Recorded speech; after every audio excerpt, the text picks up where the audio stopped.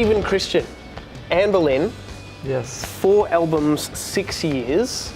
You've had a good run, mate. You've done a lot of shows. We've played with a lot of great bands, like this one I heard of, and a Skeptic. Oh, please. They're probably the greatest band ever to exist. That cost a lot of money. I hope you appreciate that. How have you changed, do you reckon, as a person, like personally? Not necessarily as an artist, or maybe as an artist. How have you changed? I think personally, though, it kind of solidified a lot of things that I thought about myself, but you really aren't tested until you kind of hit the real world, such as like you can go to boot camp and be a soldier and learn how to fire a weapon and learn your training and tactics, but it's not until you're in the midst of war that you really find out the soldier that you are. And I feel like that's how it was for me. Like I wanted to think that like I wouldn't give in to temptations and that I wouldn't struggle with things like that other people would have problems with, such as pride or something like that, because of my upbringing. But I never knew until these 6 years, who the man I really was. And I'm not going to say I'm perfect, because I definitely failed. And I've definitely got to know who I was and found why I was that way, and know who I want to be in the future due to literally these 6 years of my life. Where do you draw your inspiration from for your lyrics and for how you express yourself on stage? Who inspires you to get up and do what you do? I think it's mainly life. Life inspires, whether that's books or artwork, but mainly it's just people that I encounter, like friends or family members or fans or whatnot. What are you reading at the moment? I'm reading a book called Red Moon Rising. Okay. And it's about a guy in Europe that's basically on this eternal search for himself and God, and where those two may meet. Okay. And so it's very interesting. Do you see yourself as an entertainer or a communicator? How do you kind of see yourself?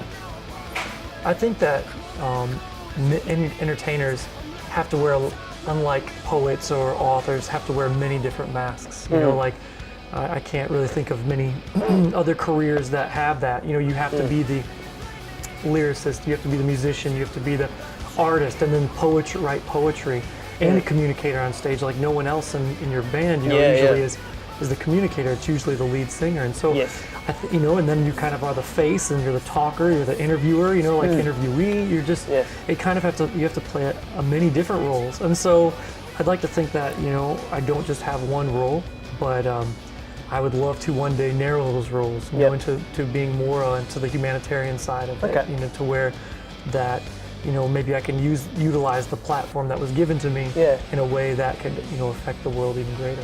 Well, you've already done that to an extent with Faceless International, haven't you? Can you tell us a little bit about that as an organisation that you've established, and what you do with it now? In 2006, I went to Haiti. Yep.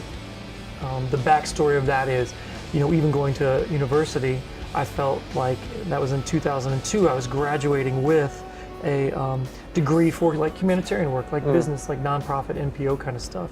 And I thought I was ready. I had this career choice. I got hired. Everything was set. And at the last minute, that job fell through. Well, then from there, kind of Anberlin started, and here we are today. But that never left me. Like it never left me that it's something I wanted to do, was to create maybe an entity that would kind of help change the world in some kind of small way.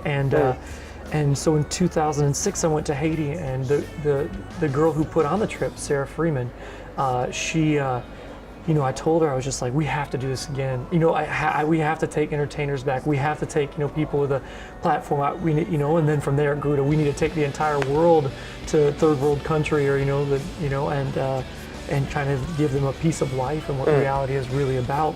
And so Faceless International, through kind of like a series of events and through kind of like reevaluation of vision and stuff like that, is basically dedicated to fight human trafficking in whatever capacity that looks like, and on whatever front that is. Now, whether that's educating someone so they don't have to be, go into human trafficking, or whether that's, working on the front line in the red light district in India, or working in an orphanage system in the Ukraine, so that these girls don't have to, find themselves in that lifestyle later on in life.